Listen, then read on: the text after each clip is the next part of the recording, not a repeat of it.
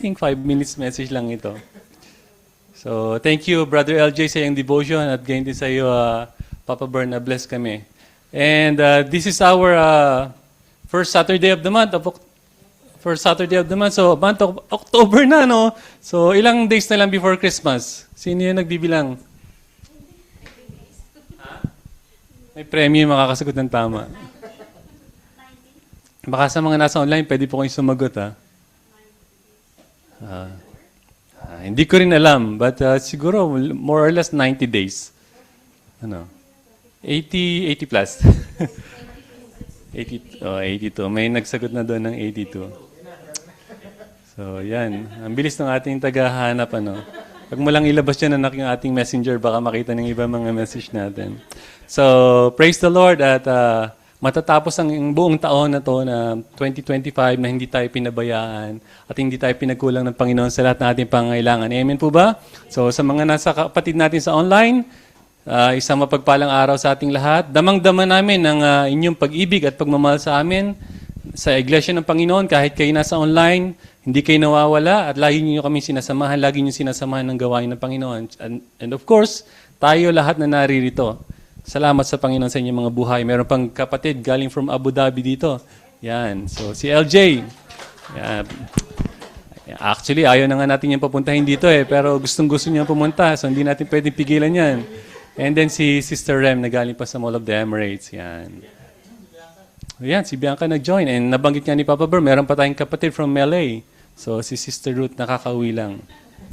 So, from our previous series of messages, sino nakakatanda na ating mga pinag-uusapan? Baka naman di kayo nakikinig, tungkol sa miracles of Jesus. Ayan, tungkol sa miracles of Jesus. And through that miracles, we've been reminded, pinalalahanan tayo ng miracles is totally 100% the work of God in our lives. Wala tayong part doon. Kaya nga miracle di ba?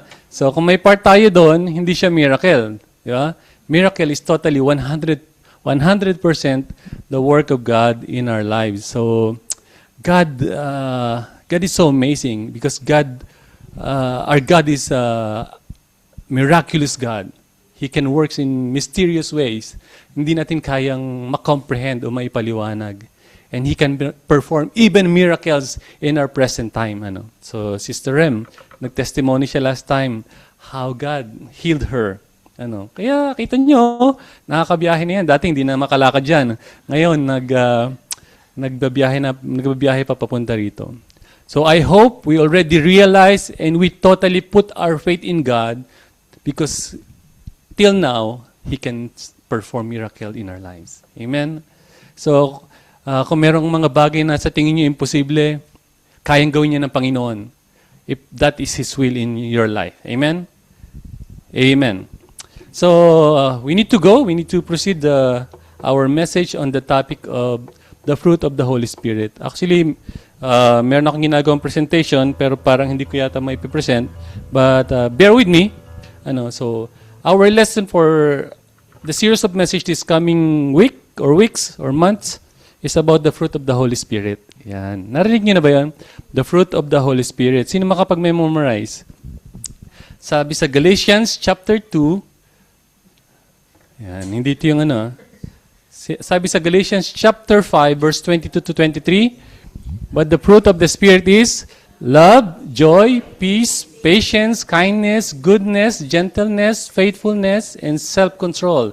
Against such things, there is no law. So, yon. Ilan yon?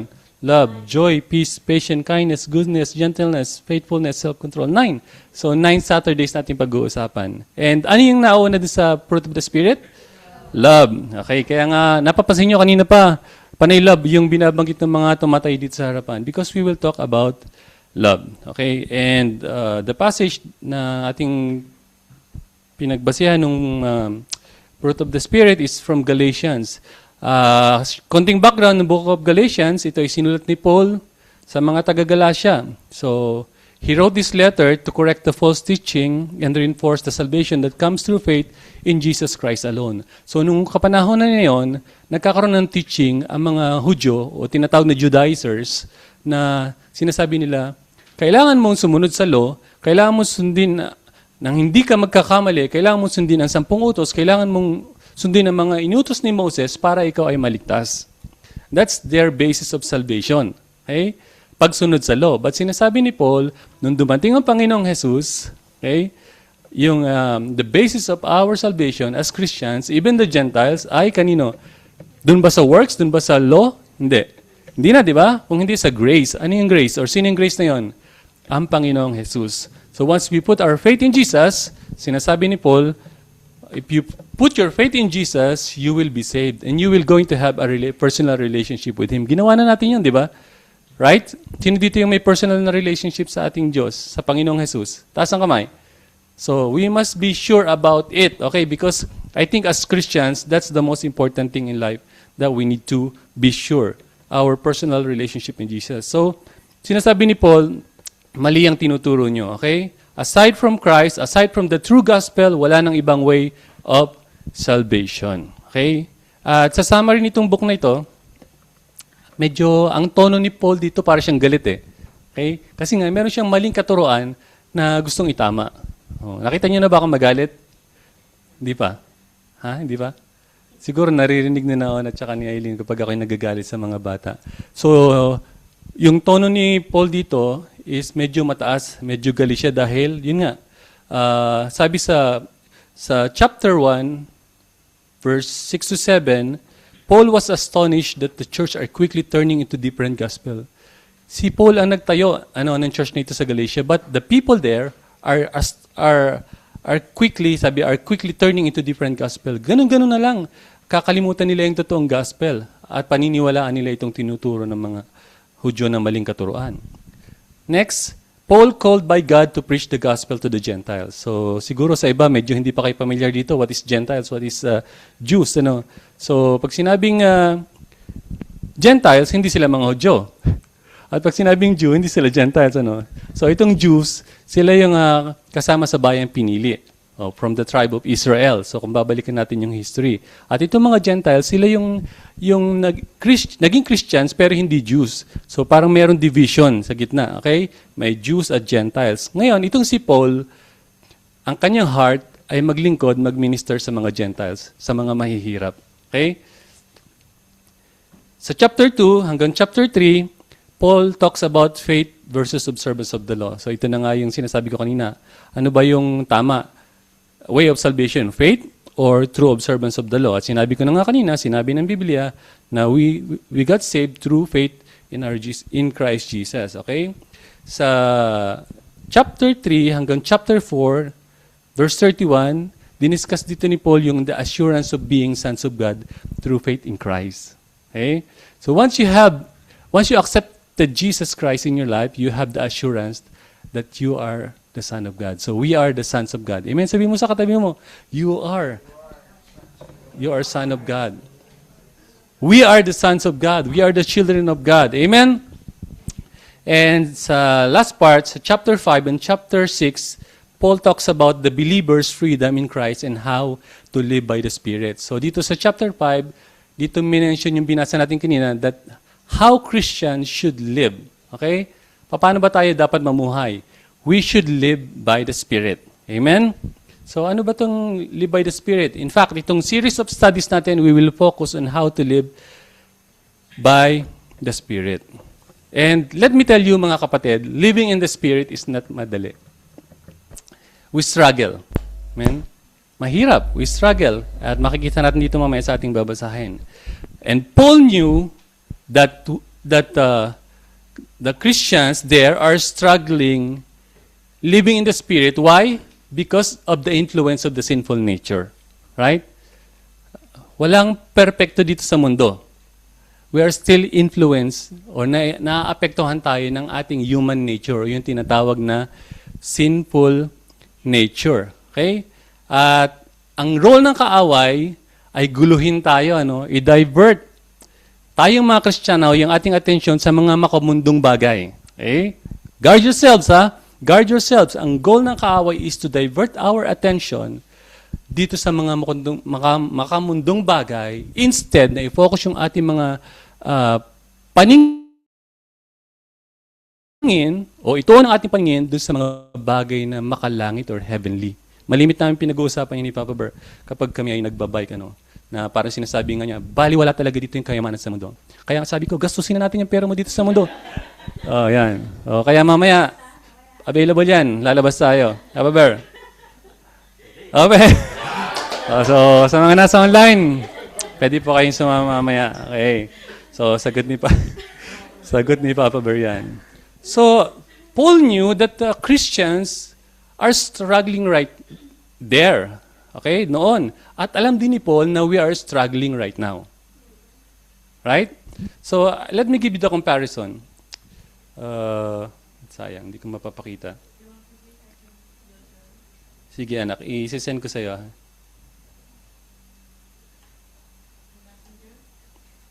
Sa...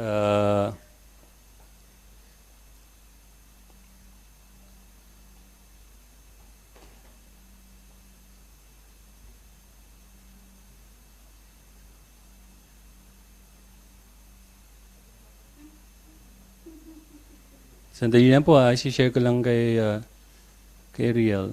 Airdrop anak please.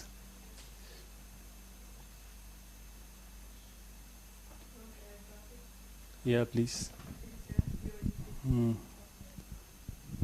Yan. Thank you, Riel. So, pagpasensyahan nyo na hindi pa tapos yung slide niya. But gusto kong i-share ito sa inyo. So, nandiyan na, na-accept mo na? One more?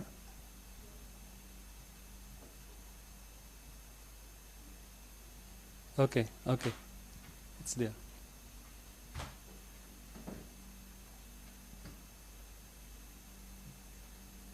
Got it?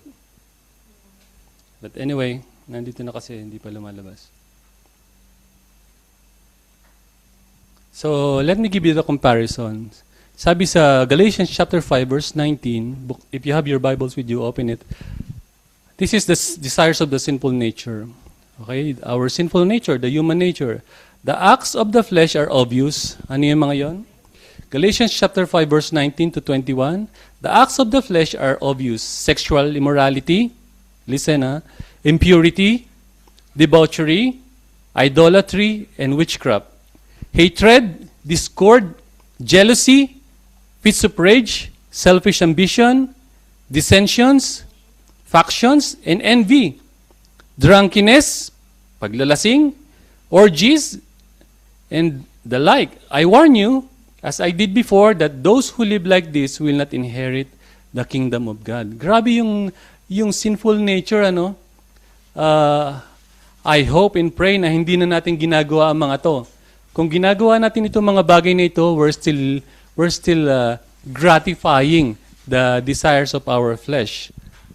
But let's see the desires of the Spirit. Yung binasa natin kanina, but the fruit of the Spirit is love, joy, peace, patience, kindness, goodness, faithfulness, gentleness, and self-control. Against such thing, there is no law.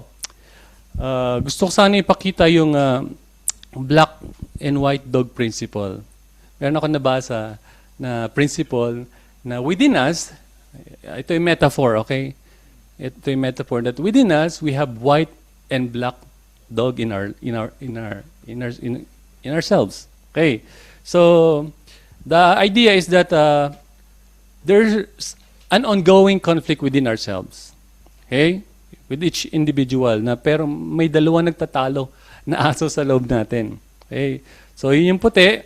It represents the positive aspect of a person. Okay? Such as love, truth, kindness, spiritual growth. Ito yung binasa natin kanina, yung fruit of the Spirit.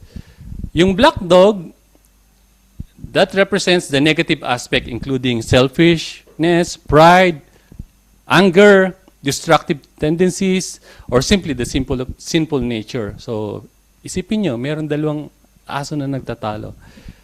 Tingin nyo, sino yung mananalo dun sa dalawa? Sa inyong sarili. Sagot. Sino yung mananalo sa dalawang aso na yon na nasa sa inyo? Sino mananalo? Yung lagi mong pinapakain, di ba? Sino dito yung tagapagpakain ng aso sa Pilipinas? So, yung mangingibabaw at yung magiging malusog, yung mananalo, yung lagi mong pinapakain. Kung lagi mong pinapakain yung white dog, yun yung lalabas sa iyong actions. Yun yung makikita sa iyong buhay. Kung lagi mong pinapakain yung black dog, yun yung magre-reflect sa iyong character. So, let's ask ourselves now, sino ang nananaig ngayon sa atin? Sino ang nananalo sa ating buhay? Yung itim na aso o yung puting aso? Tingnan mo nga, kulay mo.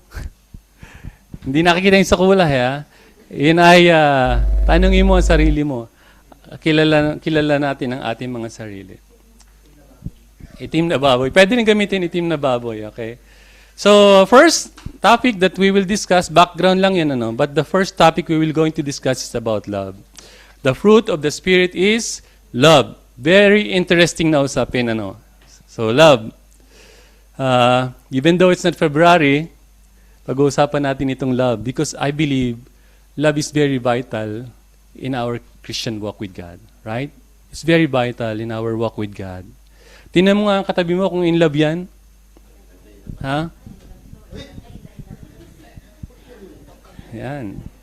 So I hope in love talaga yan. So the title of the message is Love in a Loveless World. Yan. Tanong, naranasan mo na ba ang mapagod magmahal? O naranasan mo na ba na napapagod ka ng magmahal? Yan, sa mga nasa online. Naranasan mo na ba mapagod magmahal o napapagod ka na bang magmahal? Sabi ko na nga ba marami magre-react dito sa tanong na to So, next question, ano yung nakakapagod sa pagmamahal? Ang nakakapagod sa pagmamahal, yung feeling mo na wala kang natatanggap in return. Parang yung sinasabi ni Mrs. Bernardo dito. Na one-sided, ano. Or gumagawa ka ng effort, wala namang effort yung kabilang side, ano. So, these are, I'll give you common causes of people that fall out of love. Number one, lack of communication. Ayan. Totoo yan, di ba? So, kapag there's lack of communication, hindi ka nakapag-express ng iyong feelings, di ba? Hindi mo nasasabi na, I love you sa iyong mga husband and wife, di ba? So, although opposites, mas mostly dito para sa opposite sex or sa relationship, pero applicable din ito sa ibang, sa ibang klase ng relationship. Number two, lack of intimacy. Okay?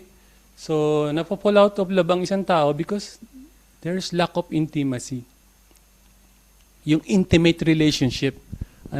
Parang ito yata yung, dito pinakikita yung pagiging sweet, Yung intimate, yung talagang hinahanap-hanap mo siya lagi. Pag nakita mo sa cellphone, uy, talagang in love ka dun sa tao. Next, unrealistic expectations. Nag-expect ka doon sa isang tao, pero hindi naman niya kayang ibigay. Parang unrealistic. At pag hindi na ibigay ng isang tao, nadi-disappoint ka. Next, you start complaining about them to everyone. Ay, ito na. Minarites mo na. Chinismis mo na sa ibang tao. Di ba? Masama yun. Hindi yan tama. Constant arguing without resolution. Nag-argue, wala namang ginagawang solusyon. So, hindi ko alam kung sino mga nakaka-relate dito. Emotional neglect. Hindi mo pinapansin yung isang tao, kaibigan mo, partner mo, nanineglect mo siya. Okay? Fear of commitment. Ayaw mag-commit. Ayaw magpakasal. Ayaw pumasok sa relationship. Fear of commitment. Feeling invisible. Okay? So, parang dumadaan lang dyan, hindi mo pinapansin. Feeling invisible. He or she found someone else. Medyo mabigat to, He or she found someone else. Individual, ba't kayo nakatingin? Individual, personal growth. So, parang tinitingnan mo yung isang tao, yung partner mo, o yung karelasyon mo na hindi nag-grow. Simula nung naging kinasal kayo, Ganun pa rin hanggang ngayon. So, na-fall out of love. Buti na lang, nag-grow tayo sa ating relationships sa isa't isa. Amen? Sa ating family, sa ating husband and wife. They took each other for granted. Next, unresolved conflict. So, dapat hindi talaga pinapatagal yung conflict. Kaming sa marriage namin, hindi perfect, may conflict, pero nire-resolve namin, right? I hope kayo din. You become hypercritical of your partner. Parang kinikritik mo na lang lagi yung partner mo na wala ka ng magandang masabi at wala kang mabigay na praises or papuri man lang sa kanya. Sa trabaho, applicable din, di ba? Nafa-fall out ka sa trabaho kasi hindi ka na-appreciate sa ginagawa mo. Tapos pag may mali ka nagawa, pag hindi ka nakabenta ng yung voucher nyo. So parang gano'n, hindi ko sinisiraan ng kung ano mga company nyo ha. So, and you no longer prioritize them. Pag hindi ka na priority ng partner mo. So those are the common cause of people falling out of love in relationship. And we will notice dito sa mga sinabi ko, all of these examples are self-centered. Self-centered, conditional, and immature kind of love that breaks relationship, that breaks family, that breaks work, and even church. Applicable din dito sa church, mga kapatid, dito mga sinabi ko. Why? Dahil self-centered parang naaawa ka sa sarili mo, tinitingnan mo yung sarili mo na you deserve love, tinitingnan mo yung sarili mo na bakit hindi ako minamahal nitong tao na to, bakit hindi ako minamahal nitong church na to, bakit hindi pinapakita ng church ang pagmamahal sa akin, bakit hindi nila ito ginagawa sa akin. These love are self-centered, conditional, immature, that breaks relationship. In this loveless world, masakit mo sabihin so, hindi naman talaga walang pagmamahal dito sa mundong ito. There are times na loveless, but in this world, we need love that builds, not the love that breaks. Amen? We need the love that builds, not the love that breaks. Gusto ko itong sabihin, ang totoong lumalakad sa kalooban ni Jesus or lumalakad sa Espiritu ay nagpapakita ng tunay na pagmamahal sa lahat ng tao at sa lahat ng panahon. Hindi selective ang pagmamahal na iniuutos sa atin ni Jesus. Amen? Kaya kahit meron kang kasabay sa metro o sa bus na ibang amoy, mahalin mo yan. Di ba? Kahit may mga, katulad ng sinabi ni Brother LJ kanina, may mga kaaway o kagalit, may galit sa'yo, kailangan mong ipakita yung pagmamahal sa kanila. Dahil, ito yung manifestation ng totoong lumalakad sa kalooban ng Panginoong Jesus. Nagmamahal. Amen? Nagmamahal. Mari natin sabihin, parang imposible naman ito di ba? Kasi nga, yung kasama ko sa bahay, yung kasama ko sa room, yung kasama ko sa work, yung kasama ko sa church, nagkakaroon kami ng misunderstanding, nagtatalo kami minsan. How much more pa yung iba na malayo, na hindi ko naman kakilala, na pag nabangga ko ay talagang magkakatingin ng kami na masama, at bababa pa ako sa kotse minsan, at sisigaw pa. Di ba?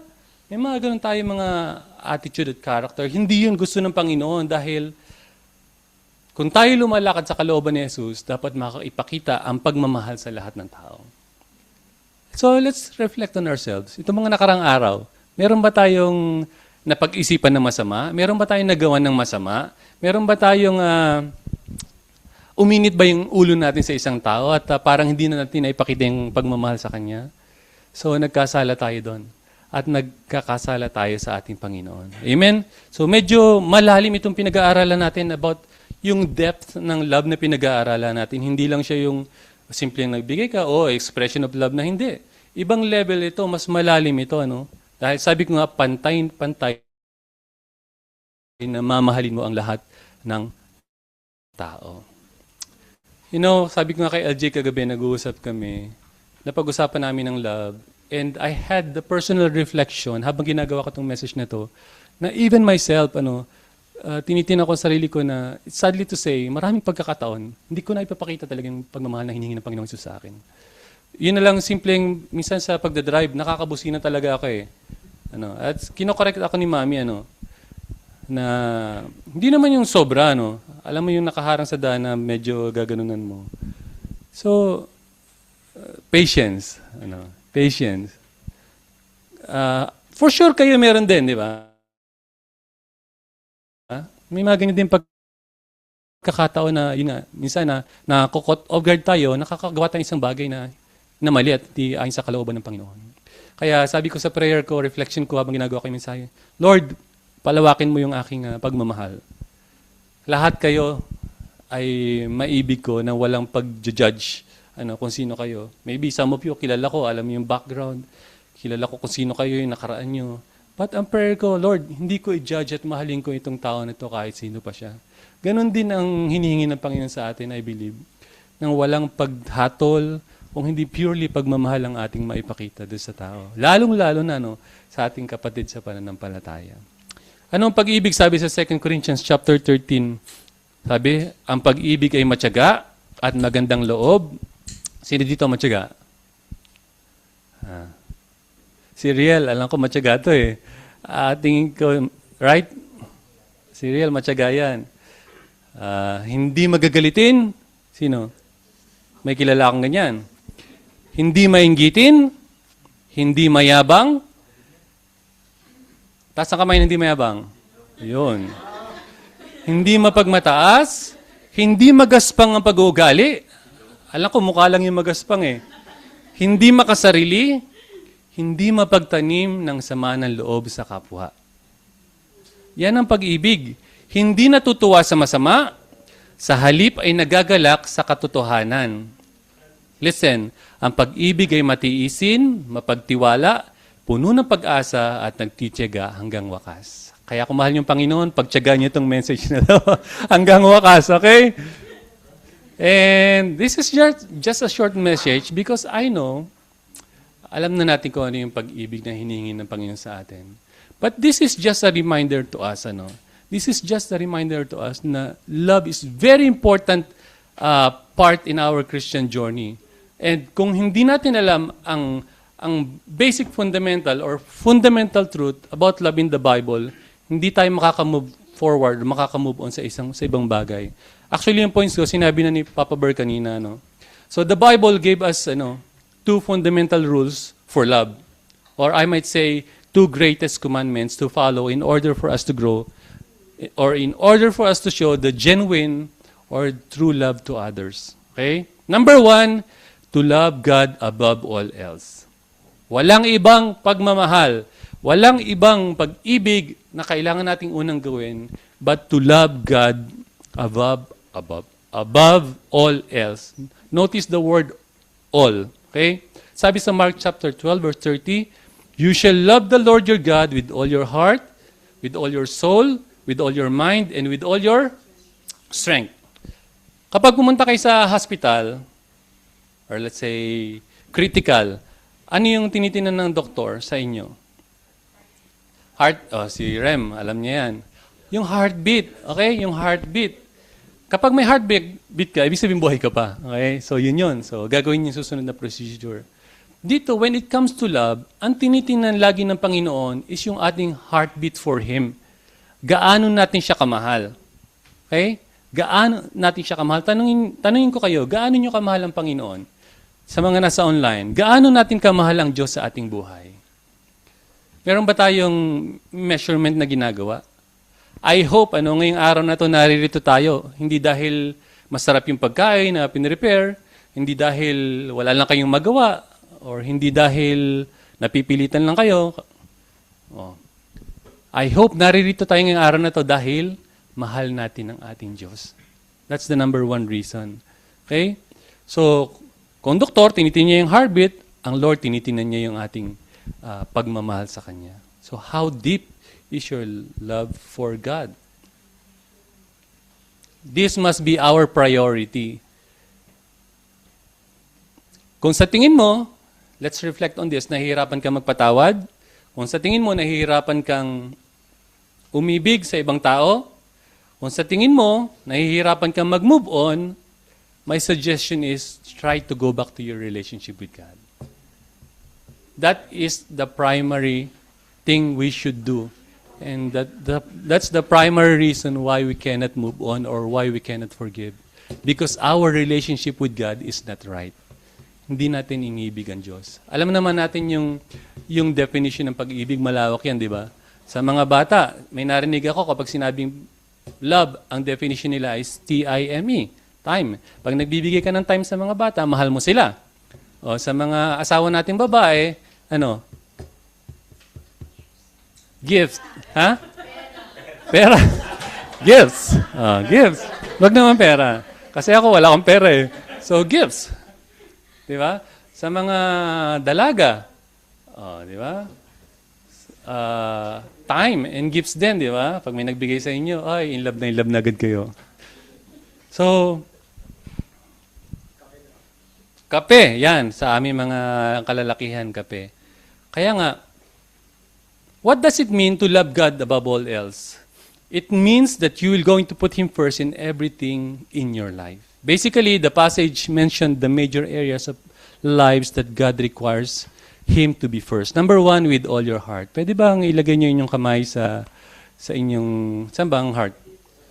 O yung kanang kamay sa inyong heart side. So, this refers to the core of your will, your intentions. Makinig kayo ha. Your desire. Loving God with all your heart means desiring Him more than anything else and turning away from false gods. So, hawakan niyo yung puso. And namnamin niyo, si Lord ba talaga yung number one sa puso ko? Si Lord ba talaga? Sabi dito, loving God with all your heart means desiring Him more than anything and turning away from false gods. Sige, pwede nyo na ibaba. Ano itong mga false gods na ito? Ito yung mga idolatry. Yung mga idols na ginagawa natin. Okay? And let me tell you, mga kapatid, sa mga nasa online, sa naririto, anything na nilalagay natin na mas mataas sa position ng Lord is idols or idolatry. Okay? Let me give you example. Halimbawa, yung pera. Mas pinahahalagahan natin kaysa Diyos, nagiging idols natin ang pera. Yung trabaho natin, okay? Pag mas pinapahalagahan natin yan kaysa sa Diyos, nagiging idol natin yan. Ano pa? Yung kapangyarihan. Ano? Yung ating mga hobbies. Baka sobra-sobra tayo sa pagbabike. Ako, actually, nagre-reflect na ako yan. Baka mas marami ng time na binibigay ko sa pagbabike kaysa binibigay ko sa Panginoon. So, it could be, may idols, kaya mapapansin nyo, unti-unti na binibenta yan. Ewan ko lang sa kabilang bahay, ha? Pero dito, unti-unti na yung binaba. Siya pala yung nabili. So, it could be, hindi ko alam, it could be your family. Hindi ka makapaglingkod sa Panginoon dahil lagi mong iniisip or kinakatuwiran mo, ay, mayroon akong pamilya na may iwanan. Yun yung nagiging hadlang at nagiging idol mo. Di ba? May sinasabi ka? Sige. Mamaya natin discuss yan. So, with all your heart. Sabihin nga natin, with all your hearts. Or with all my heart. Okay. Next, with all your soul. Sabihin natin, with all your soul. This encompasses your entire life. Personality, vitality, it means having a deep, life-encompassing devotion that affects every aspect of your existence, not just your religious practices. So yung buong kaluluwa natin, hindi natin nakikita yon. Okay? But yun yung ating buong pagkatao. Okay? Yung ating faith, dito pumapasok sa ating with all our soul. Okay? With all our minds. Pwede bang ituro natin ating mga kamay sa ating minds? With all our minds. Alam nyo, ang Lord lang ang nakaalam ng ating puso. Okay? Sabi dito, this involves your intellect, thoughts, and understanding. This means seeking to know God better by studying His Word and aligning your thoughts with all His will. With all your mind. Hindi ko alam ang laman ng isip niya ngayon. Hindi ko alam kung anong nilagay niyo dyan sa isip niyo pagising niyo sa umaga.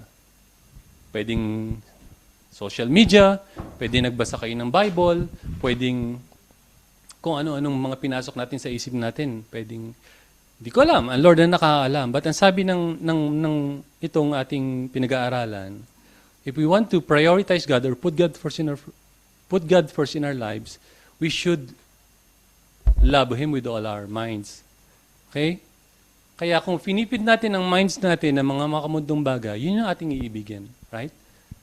Kung malimit tayong mag-browse online na gusto natin bilhin, gusto natin... Don't get me wrong, ha? It's between you and God. But pwedeng minsan sumusobra tayo at hindi natin nagagard yung ating mga sarili, right? So let's guard our thoughts, our intellect, our understanding. And lastly, with all your strength. Okay? Ano tong with all your strength? This means using your time, using your gifts, and resources to serve God's purposes. Iba-iba tayo ng mga gifts, di ba? Yung tumayo dito ka sa harap, si LJ, nagpaawit. Marami siyang gifts, nagtuturo din yan. Oh. At marami pang iba. Kayo meron din kayong mga gifts. Ang tanong ko, ginagamit ba natin yung strength na yon para sa kapurihan ng Panginoon o sa ibang bagay natin ginagamit? Let's make sure na yung lakas na ibinigay sa atin ng Panginoon ay gamitin natin para sa pagpupuri at paglilingkod sa ating Panginoon. Amen? So with all your heart, with all our hearts, with all our soul, with all our minds, and with all our strength. Let me warn you mga kapatid, anything that we put first aside from God in our lives is a form of idolatry. Nabanggit ko na to kanina. But tandaan natin na kung hindi ang Panginoon, hindi ang Diyos ang number one sa ating buhay, hindi tayo makakapamuhay ng pamumuhay na kalugod-lugod sa Kanya. Amen? Sabi nga ng isang kapatid natin, God deserves only what is best. God deserves only what is best. Hindi pwedeng tira-tirahan, hindi pwedeng pangalwalang, hindi pwedeng nandun malapit sa una, hindi. Dapat siya laging number one sa buhay natin. Amen? And that's the reason why, kaya tayo narito sa UAE, dahil nagpapakilala ang Panginoon sa atin at gusto niya na siya yung number one sa buhay natin. Amen? At pag ginawa natin yon, may mababago sa buhay natin. Alam niyo kung ano? Lalo tayo maging mapagmahal. Amen? So, ano yung number one rule? To love God above all. Okay? Above all else, to love God. Number 2, to love others as yourself. Mark chapter 12, verse 31. The second or commandment is this, love your neighbor as yourself. Who's your neighbor? Who's your neighbor? The individual or individuals that is not yourself. So, yung katabi mo, yung kasama mo trabaho, sino pa? Yung roommate, yung kapamilya mo, yung asawa mo, basta yung individual na hindi ikaw. Okay? At sabi sa command ng Panginoong Jesus, love your neighbor as yourself. Ayan. Minsan, katulad ng sinabi ko kanina, nagiging self-centered tayo, di ba? Lagi lang natin minamahal yung ating mga sarili. At nakakalimutan natin, mahalin ang iba. Anong utos ng Panginoon? Baliktad mahalin mo yung kapwa, gaya ng pagmamahal sa iyong sarili. Paano mo ba minamahal ang iyong sarili? Iniingatan mo sarili mo. Kasi hindi, kakain niya ng marami. Mag-i-skincare. Ano pa? Bibilhin mo yung sa tingin mo yung makakabuti sa'yo. Di ba, LJ? Magpapagluta. Ano ba na doon? Likas papaya. Diary. Mag-i-exercise ka. So, kasi minamahal mo yung sarili mo. Sabi dito, kapag mahal mo, yung pagmamahal na dapat mo ipakita sa iyong kapwa ay katulad ng pagmamahal na ginagawa mo sa iyong sarili. Di ba? Pag nagmahal ka ba sa sarili mo, may reservation? Wala, di ba? Talagang kain kung kain. Walang reservation. Ganun yung pagmamahal na ine-expect ng Panginoon sa atin. Kung paano mo inibig ang iyong sarili, ganun mo din dapat ibigin ang iyong kapwa. So, kailan ba madali magmahal? Let me ask you. Kailan madali magmahal? Simple.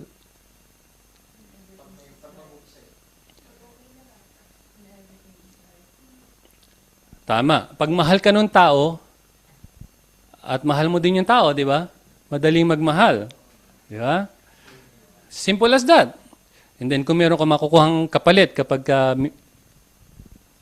ginawa mo ng mabuti ang isang tao, parang ganon, di ba? And paano naman na hindi madali magmahal? The opposite. Paano hindi nagiging madali magmahal?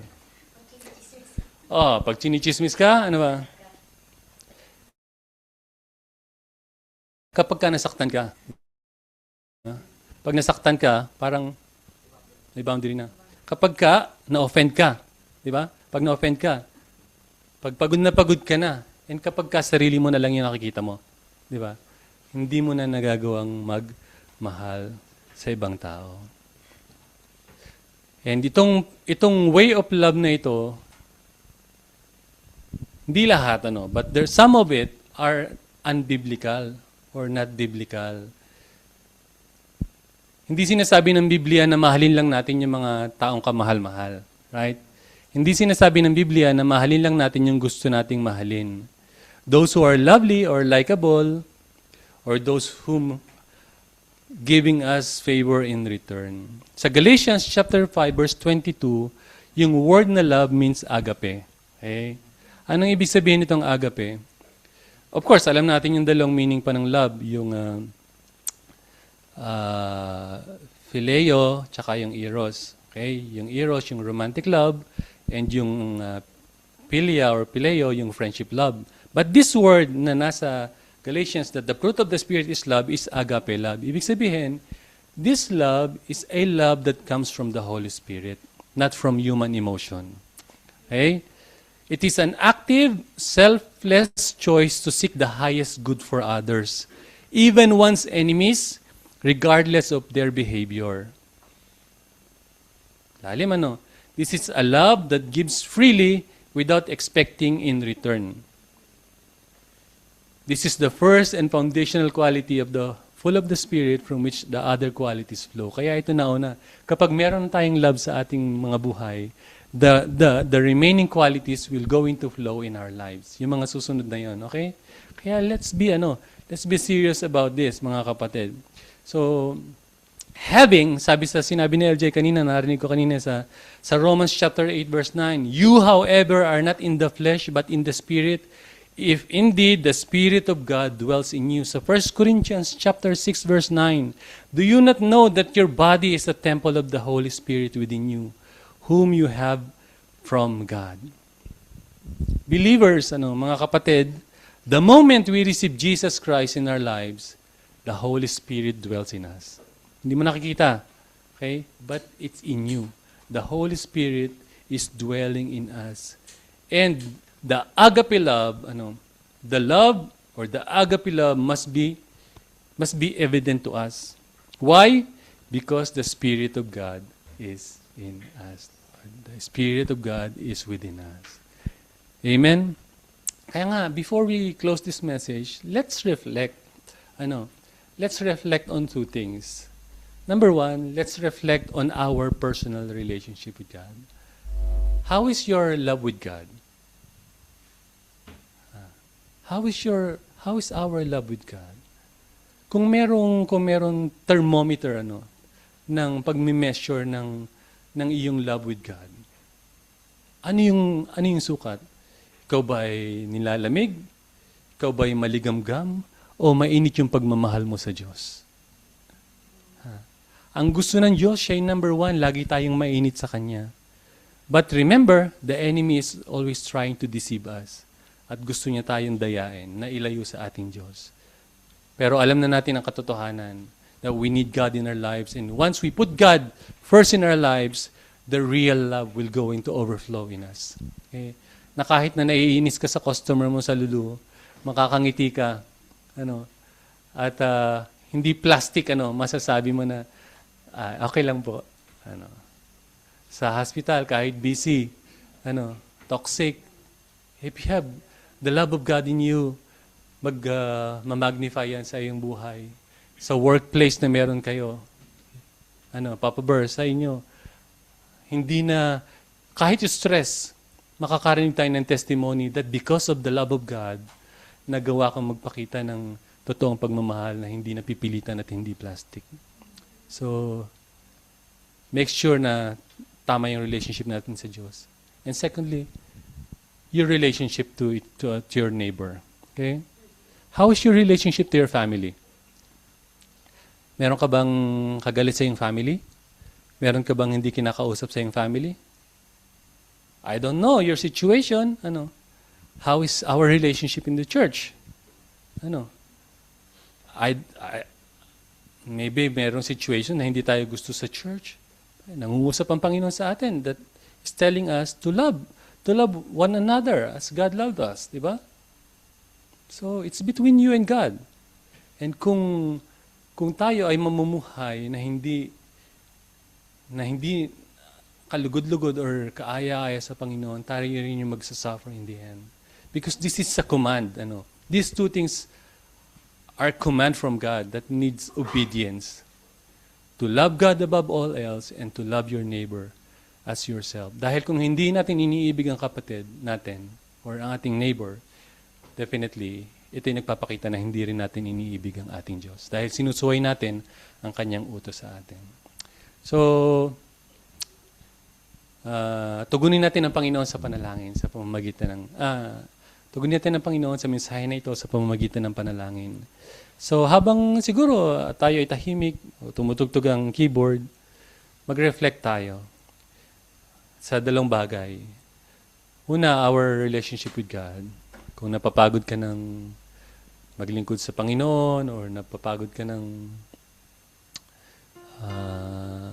gawin yung tama na siya iunahin sa buhay mo, humingi ka ng lakas sa Kanya. Ang Panginoon di siya madamot at lagi siya nagbibigay ng invitation sa atin na lumapit tayo sa Kanya. Let's cast all burdens to Him because He cares for us. If we have a problem with our our relationship to our family, to our friends, to our co-workers, or kung sino pa man na ating hindi kinakausap, I think this is the moment na hinihingi ng Panginoon ang iyong puso, ang iyong commitment sa Kanya na nakausapin ng tao na nakasakit sa iyo o ikaw yung nakasakit sa Kanya. Dahil kung hindi natin ito gagawin, tayo namumuhay ng hindi naayon sa kalooban ng Panginoon at hindi natin siya sinusunod. Lord, we would like to utter a prayer of forgiveness about sa amin. Kami po ay madalas na namumuhay na may pagsuway, namumuhay ng hindi umiibig sa aming kapwa, Panginoon. Because kilala mo kami, Panginoon. Madali kaming masaktan, mahirap kaming magpatawad, madali kaming magtanim ng sama ng loob, mahirap kaming makalimot. Pero hindi itong na-action sa amin, Panginoon. Gusto mo kami maging malaya because you called us to be free. Free from guilt, free from transgressions, at malaya na sa kasalanan, Panginoon. And you're inviting us at this very moment to come to you and ask for your grace dahil lagi ka nagbibigay ng pagkakataon sa mga anak mo na humihingi ng second chances. Lord, salamat sa iyong mayaman at masaganang biyaya sa bawat sa amin. Thank you dahil lagi namin pinaulit-ulit na sinasabi, we're not deserving for your forgiveness and grace. But thank you for your loving kindness to us. Nakakatayo kami at nasasabi namin na mahal namin kayo at nasasabi namin na mahal namin ng ibang tao. It's because of your grace, Panginoon. You have first loved us and yung pag-ibig na yun, yung pagmamahal na yun, Panginoon, ang ini-expect mo sa amin na maipakita namin sa iba at maipamuhay po namin. Maraming salamat, Panginoon. Napakabuti po ninyo sa amin. Minsan pa, pinaalala mo sa amin, buhat sa inyong mga salita, na mamuhay kami ng may pag-ibig una sa inyo at may pag-ibig sa aming kapwa.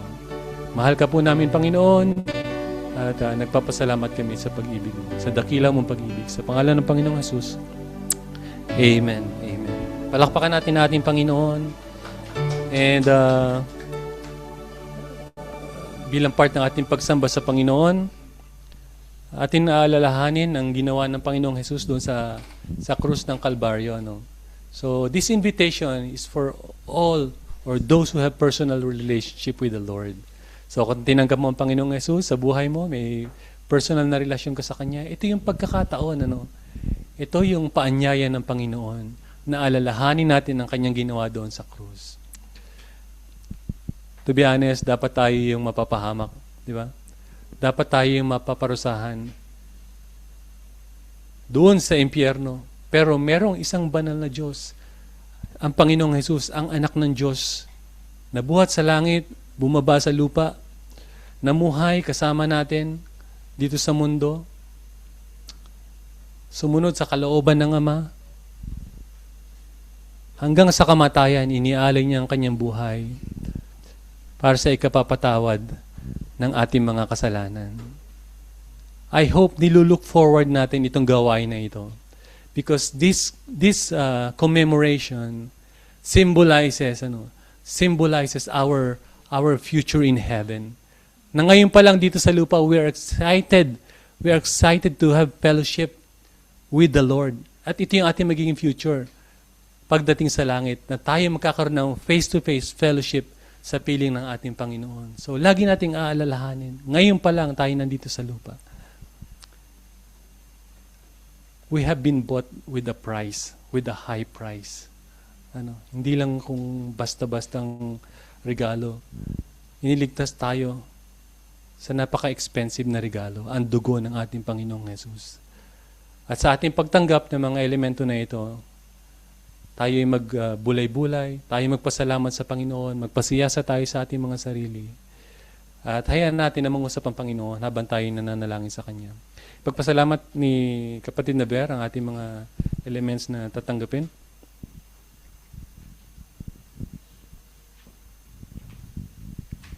Tayo po ay